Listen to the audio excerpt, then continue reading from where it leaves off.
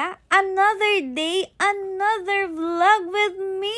And today's Wednesday at meron nga akong appointment sa Lingayen. At dahil malayong pupuntahan ko at baka gabihin ako ay sabi ni boyfriend ay susunduin daw niya. So fast forward, natapos ang aking appointment at nasundo na nga niya ako. Pero dumaan kami dito sa may bilihan ng talaba sa may Dagupan. Paano? Parehas kaming nag-crave sa talaba. Tagal na kasi namin sinasabi na kung magawi kaming Dagupan ay daan kami dito. So finally, eto na. And yes, kakainin namin tong talaba na fresh. Grabe, binubuksan pa lang nila, talagang natatakam na ako. So yan, sabi ko mauna siyang tumikim. Dahil kinakabahan ako dahil hindi naman ako pala kain ng fresh talaba. Gusto ko yung kilawin. Parang ganun din pala yun. Uy, tignan nyo mga mi, ang sarap. Itong pinili naming talaba ay yung maliliit, pero tignan nyo yung laman. Ang tataba. Unang subo nga naman ay ganyan ang reaction niya dahil sobrang anghang ba naman nung chili oil. So sabi ko, isa pa, try mo ulit. Ayun nga, satisfied siya sa pangalawang tikim niya. Sobrang fresh daw ng talaba. Now it's my turn, mga mimazar. Sabi ko, ayoko munang magsili, baka mabigla ako. So yun, oy, grabe ang taba nung kinain ko. And ang sarap pala ng fresh talaba. At first, nakakatakot siyang tikman kasi nga fresh talaba, hindi niluto. Pero V,